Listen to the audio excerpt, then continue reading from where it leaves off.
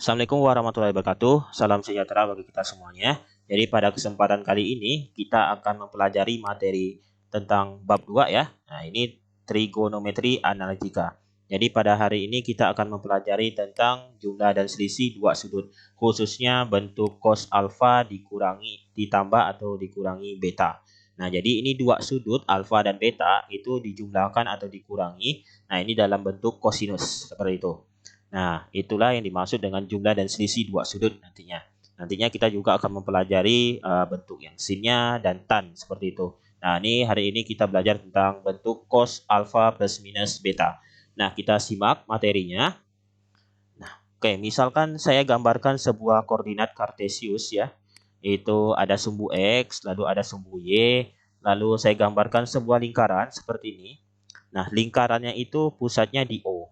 O itu titiknya adalah 0,0 atau pas di perpotongan sumbu X dan sumbu Y. Ya. Nah, perpotongan antara sumbu X dengan lingkaran ini itu ada titik A. Titik A itu adalah R,0. Nah, ini artinya jari-jari lingkaran ini sebesar R. Seperti itu ya. Nah, misalkan saya gambarkan lagi sebuah garis ya. Nah, garis ini misalkan garis pertama itu membentuk sudut dengan sumbu X itu sebesar alfa. Nah, garis pertama ini memotong lingkaran itu di titik B. Titik B adalah R cos alfa, R sin alfa. Nah, kenapa titik B ini bisa seperti ini? Nah, misalkan saya tarik sebuah garis dari titik B ini ya. Nah, ini adalah B absen. Jadi B absen dan OB absen itu saling tegak lurus. Nah, ini akan terbentuk sebuah segitiga siku-siku. Nah, maka kita bisa gunakan perbandingan trigonometri pada segitiga siku-siku, yaitu sindemi, kosami, tandesa, seperti itu. Nah, misalkan saya akan gunakan dulu cos alfa, ya. Cos alfa itu kan berarti samping per miring, kosami ya. Berarti sampingnya itu adalah OB absen, lalu miringnya adalah OB. Nah, atau OB absen itu sama dengan OB cos alfa. Nah, OB itu apa? OB adalah sebuah jari-jari. Jari-jari besarnya berapa di lingkaran ini? Besarnya adalah R. Maka nanti ini sama dengan R cos alfa. Nah, seperti itu ya. Nah, sekarang kita tentukan sin alfa. Sin alfa itu sama dengan berarti sin demi. Depan bermiring. B absen dibagi OB. Nah, B absen itu sama dengan OB dikali sin alfa. OB itu besarnya adalah R, jadi R sin alfa. Seperti itu. Nah, makanya kenapa titik B ini R cos alfa, R sin alfa. Nah, ini alasannya. Seperti itu ya. Oke. Lalu saya gambarkan lagi sebuah garis. Nah, ini misalkan garis kedua namanya. Jadi garis kedua dengan garis pertama itu membentuk sudut beta. Jadi besarnya adalah sudut beta. Jadi garis kedua ini itu memotong lingkaran itu di titik C. Titik C itu adalah R cos alfa ditambah beta, R sin alfa tambah beta. Nah, kenapa bisa seperti itu? Nah, misalkan saya tarik garis lagi dari titik C, maka ini C absen ya. Jadi C absen dengan OC absen itu saling tegak lurus, maka akan terbentuk sebuah segitiga siku-siku. Nah, caranya sama seperti sebelumnya, tapi titik sudut di titik O ini itu besarnya adalah alfa tambah beta. Ya, bukan besarnya alfa dan bukan juga besarnya beta, tapi alfa tambah beta. Jadi sudutnya dari alfa tambah beta itu besar sudutnya. Sehingga nanti kalau kita mencari cos alfa tambah beta itu sama dengan OC absen dibagi OC, maka didapatkan R cos alfa ditambah beta. Begitu juga dengan R sin alfa tambah beta. Nah, seperti itu ya. Nah, misalkan lagi saya gambarkan sebuah garis. Nah, garisnya itu seperti ini di bawah. Nah, ini sudutnya membentuk sudut dengan X itu besarnya juga beta, tapi tandanya itu negatif gitu. Karena ini kan berada di kuadran keempat ya. Nah, itu negatif beta. Jadi besar sudutnya sama beta beta, tapi ini berlawanan tanda. Jadi tandanya itu negatif karena berada di kuadran keempat gitu. Oke. Nah, selanjutnya ini kita akan mencari ya. Oh ya, ini titik perpotongan antara garis ketiga ini dengan lingkaran itu adalah titik D. Di mana nah ini titiknya adalah R cos negatif beta, R sin negatif beta ya. Jelas ya, caranya sama seperti sebelumnya. Ya, kita gunakan perbandingan trigonometri pada segitiga siku-sikunya. Begitu. Nah, sekarang kita cari panjang AC. Panjang AC ya. Nah, ini panjang AC itu sama dengan nantinya kita gunakan jarak antara dua titik ya. Nah, jadi jarak antara dua titik masih ingat ya. Jadi XC dikurangi XA kuadrat ditambah YC dikurangi YA kuadrat seperti itu. Ya. Nah, XC-nya apa? XC-nya itu berarti R cos alpha ditambah beta. Nah, itu. Kalau XA berarti R. Ya, gitu ya. Nah, berarti ini R cos alpha ditambah beta dikurangi R kuadrat. Ditambah YC. YC itu berarti yang ini. R sin alpha tambah beta. Nah, kalau YA berarti 0. Nah, berarti R sin alpha tambah beta dikurangi 0 kuadrat. Nah, sama dengan, nah ini R cos alpha tambah beta dikurangi R di kuadrat itu dijabarkan. Ya, itu dikalikan 2 kali ya. Nah, hasil penjabarannya seperti ini. R kuadrat cos kuadrat alfa tambah beta dikurangi 2R kuadrat cos alfa tambah beta ditambah R kuadrat. Nah, ya, ditambah yang ini nih, R sin alfa tambah beta kurangi 0, ya tetap R sin alfa tambah beta kan. Dikuadratkan jadi R kuadrat sin kuadrat alfa tambah beta. Itu. Nah, lalu nanti R kuadrat sin kuadrat alfa tambah beta ini saya dekatkan dengan R kuadrat cos kuadrat alfa tambah beta. Nah, jadi seperti ini ya. Nah, lalu R kuadrat yang ini nih kita keluarkan. Jadi bentuknya seperti ini. R kuadrat buka kurung cos kuadrat alfa tambah beta ditambah sin kuadrat alfa tambah beta dikurangi 2R kuadrat cos alfa tambah beta tambah R kuadrat. Yang ini ya, yang tadi yang tidak didekatkan tadi ya. Berarti cos kuadrat alfa tambah beta ditambah sin kuadrat alfa tambah beta itu sama dengan 1. Nah, kenapa bisa sama dengan 1? Karena ini adalah identitas trigonometri. Yang sin kuadrat alfa ditambah cos kuadrat alfa sama dengan 1.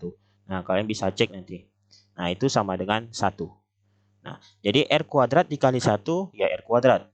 R kuadrat nanti tambah R kuadrat jadi 2R kuadrat kan? Nah, jadi 2R kuadrat dikurangi 2R kuadrat cos alfa tambah beta. Nah, lalu 2R kuadrat ini kita bisa keluarkan. Jadi buka kurung 1 dikurangi cos alfa tambah beta. Nah, kayak gini ya. Oke, jadi AC kuadrat persamaannya seperti ini.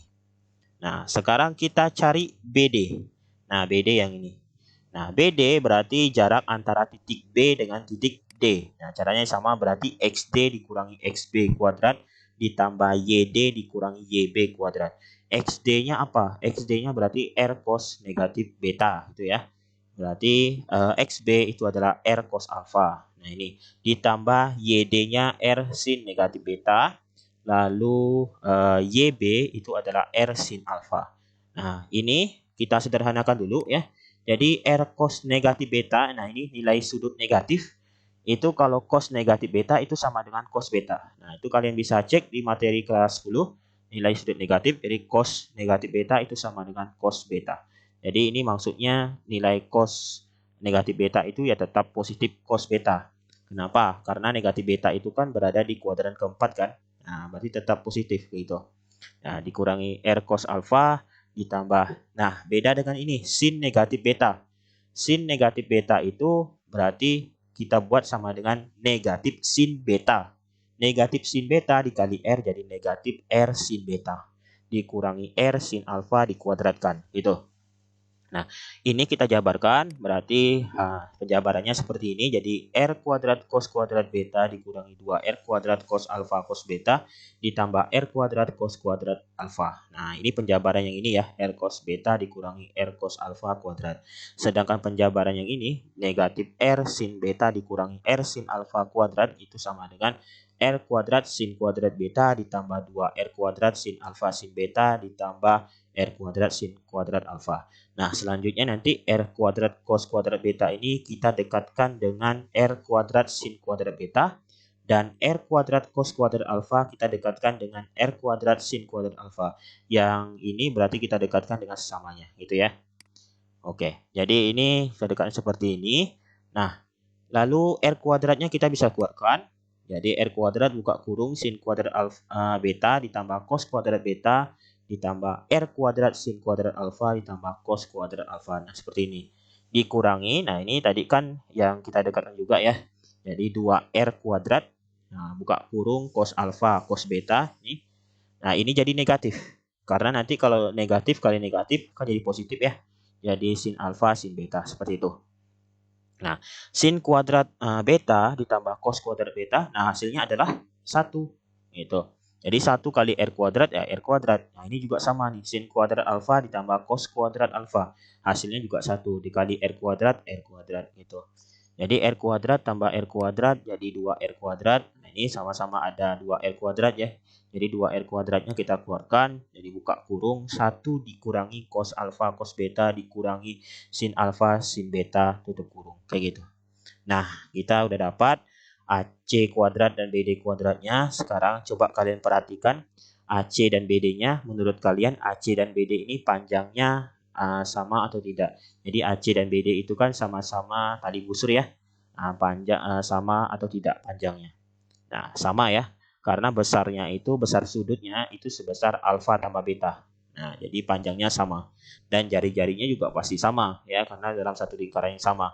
Sehingga nantinya AC kuadrat itu kita bisa tuliskan seperti ini sama dengan BD kuadrat gitu.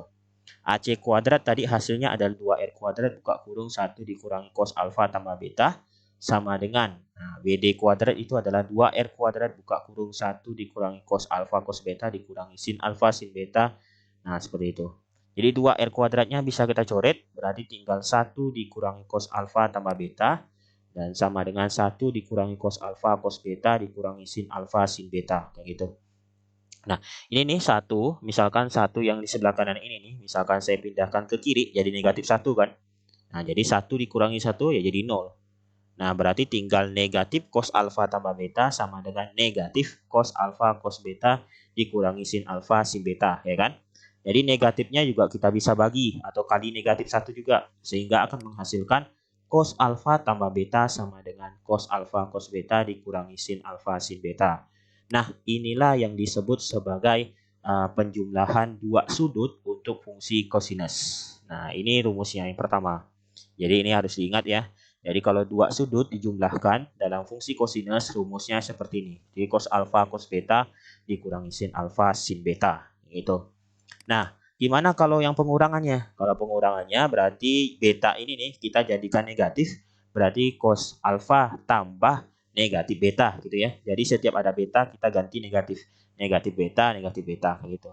Nah, ini plus minus jadi minus ya. Nah, kalau ini cos negatif beta, nah tetap cos beta seperti tadi. Jadi ini berada di kuadran keempat, cos itu bernilai positif di kuadran keempat gitu. Nah, sin negatif beta berarti negatif sin beta. Jadi tanda negatifnya pindah ke depan. Nah, lalu nanti ini negatif sin beta dengan negatif sin alfa kita kalikan negatifnya, maka akan menjadi positif gitu. Nah, inilah yang disebut dengan selisih dua sudut dalam fungsi kosinus gitu.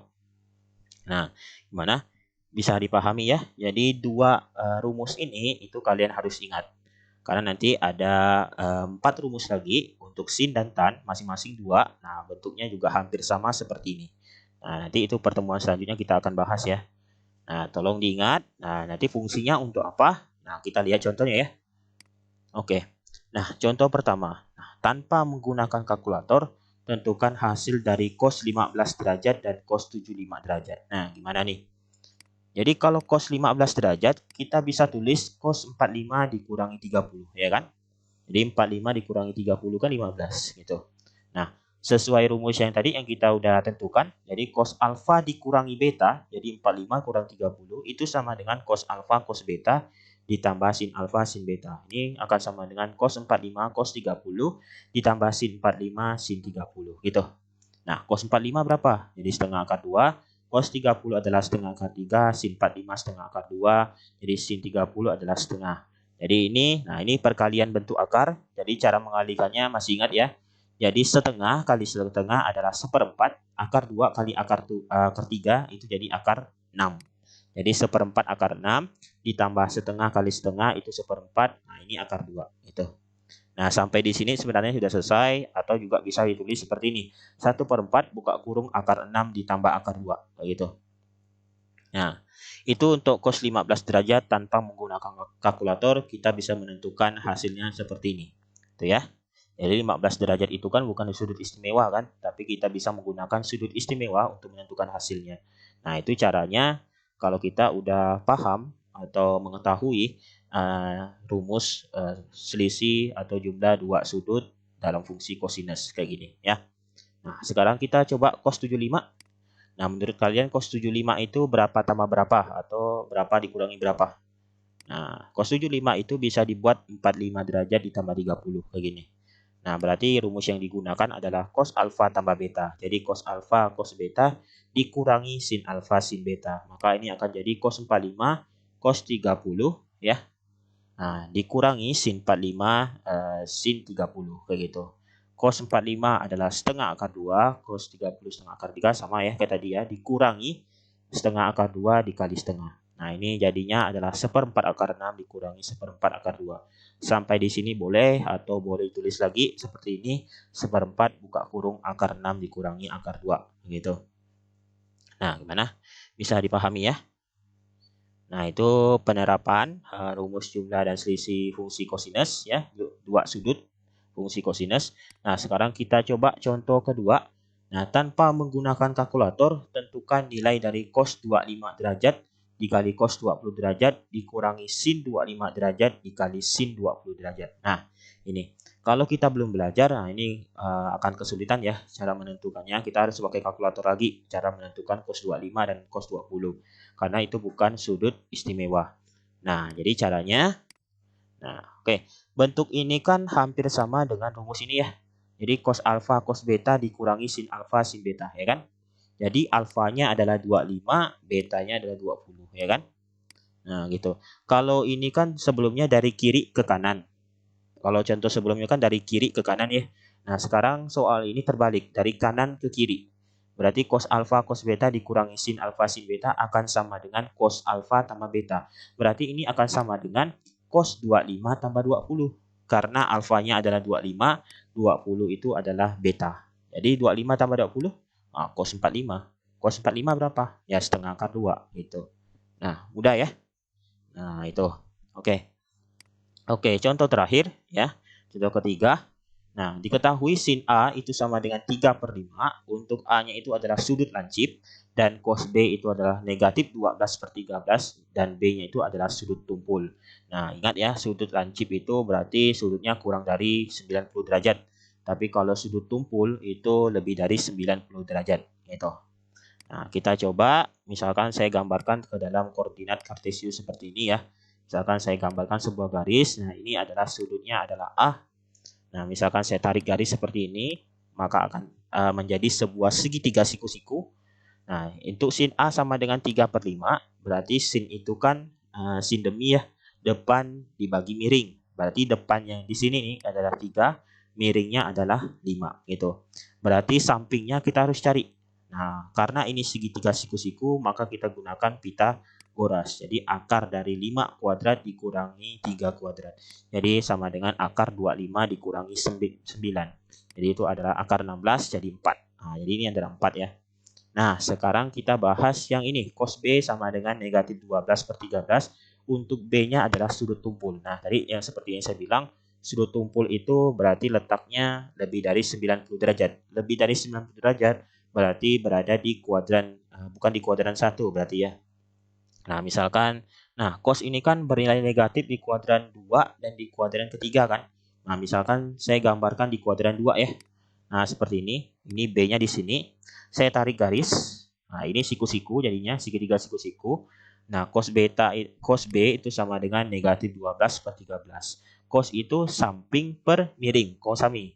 Nah, ini kalau di kuadran 2 itu ya, ini kan di bagian sebelah kiri adalah sumbu X negatif ya. Kalau yang di atas itu adalah sumbu Y positif. Maka nanti negatif 12/13 itu yang negatif adalah negatif 12-nya. Gitu. 13-nya berarti tetap positif 13 kayak gitu. Jangan dua-duanya negatif. Nah, kalau negatif bagi negatif kan positif. Jadi kalau tulisannya seperti ini berarti salah satunya negatif. Bisa negatif 12/13 atau 12 per negatif 13. Nah, kalau masalah seperti ini berarti yang negatif itu adalah negatif 12 ya. Karena di kuadran kedua sumbu X-nya negatif di sini. Nah, ini jadi benar tulisannya. Nah, kita cari yang di depan ini pakai Pitagoras. Berarti akar dari 13 kuadrat dikurangi negatif 12 kuadrat. Jadi akar dari 169 dikurangi 144. Jadi akar 25. Akar 25 adalah 5. Nah, kita dapat sini. Nah, sekarang yang ditanya adalah cos A dikurangi B. Nah, cos A dikurangi B berarti sama dengan cos A, cos B ditambah sin A, sin B. Kayak gitu. Nah, cos A-nya berarti samping per miring. Samping di sini berarti 4 kan? Miringnya adalah 5. Jadi 4 per 5. Cos B jelas negatif 12 per 13 ditambah sin A itu adalah 3 per 5. Sin B itu berarti depan per miring. Depannya adalah 5, nah, miringnya adalah 13 gitu. Jadi 5 per 13. Nah, ini kita kalikan berarti 4 dikali 12, 5 kali 13 itu ya negatif. Jadi negatif 48 per 65 ditambah 3 kali 5, 15, 5 kali 13, 65. Jadi negatif 48 per 65 ditambah 15 per 65. Itu sama dengan negatif 33 per 65. Nah, seperti itu. Nah, itu pembahasan materi hari ini tentang jumlah dan selisih dua sudut bentuk cos alfa plus minus beta. Nah, jadi nanti pertemuan selanjutnya kita akan membahas bentuk sin alfa plus minus beta. Nah, gimana? Bisa dipahami ya? Oke, cukup sekian. Assalamualaikum warahmatullahi wabarakatuh. Salam sejahtera.